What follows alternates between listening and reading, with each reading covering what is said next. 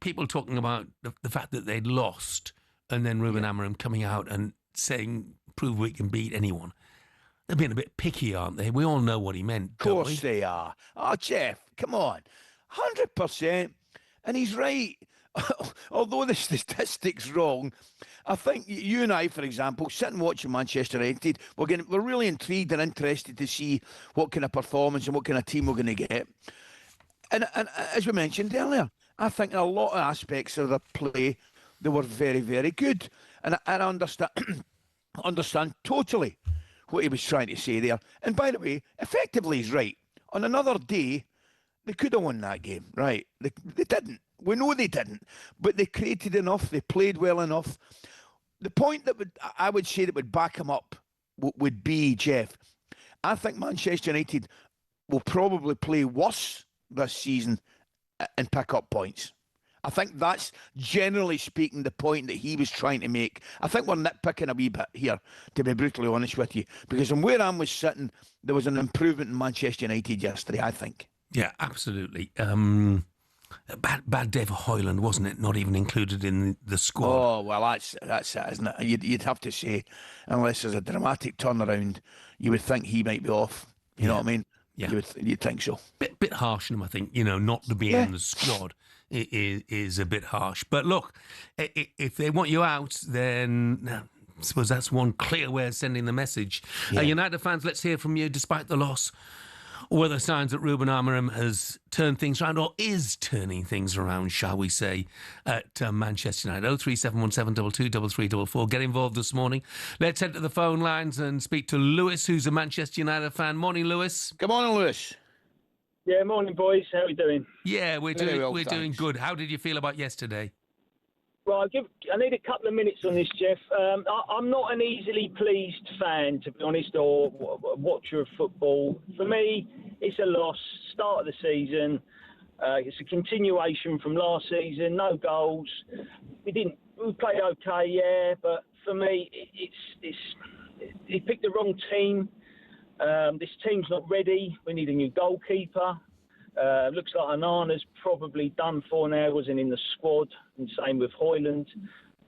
We should have started Sesko up top, starting from the off. I think everyone was disappointed to see him on the bench. We need a new midfielder. But Fernandes been played out of position. We should have sold him to Saudi, I think, to be honest with you. He's out of position. He's just doesn't do anything when he's that deep. Need a new left back. So for me, Arsenal were rubbish. It's not like they were brilliant, Arsenal. You can't just say, "Oh well, United ran around." They played okay. What happens if they do that for the next 6 games in a row and keep losing 1-0? At some point you're going to say, "No, they need to start scoring goals. They need to be winning games." Lewis. Look, it's a Monday. I know it's a Monday morning, but there must have been some positives, mate. No, I don't. Yeah, but as I said, I'm not easily pleased. We ended last season with a 1-0 loss in the Europa League final, and he got all his tactics wrong, picked the wrong team, and he's done it again to the start of this season. He's won 27 points, Jeff, out of 28 league games since he's been there. It's a shocking record. It's not good enough. For me, he's not the man. I think he'll be gone by the end of the Christmas or end of the year. You're talking about managers. Will anyone be there sacked by Christmas? For me, he will be. We've got tough games coming up. All right, we might get something against Burnley next weekend, but we've got Liverpool coming up, City. If we're floundering nowhere, come November time, I think he'll be up for the chop December. Lewis, thank you very much indeed, mate. You've not raised our spirits, I would say that. So, continuation of last season, picked the wrong team, need a new keeper, should have started Sesko, Fernandes out of position, everything else was fine. Let's get some reaction now with talkSPORT host, Manchester United fan, Angelina Kelly. Morning, Angelina. Morning, Angelina. Good morning. I can't believe what I've just been listening to. I hope you're in a better mood than Lewis. Well, I was before he started talking. Oh, my goodness. I don't think we were watching the same game. That was the most I'm sorry. That completely and utterly shocked me. What he was talking about, I don't know. Bruno Fernandes, who was Manchester United's best player, well, you could maybe throw Ahmad in last season, but by a country mile, who saved the club so many times.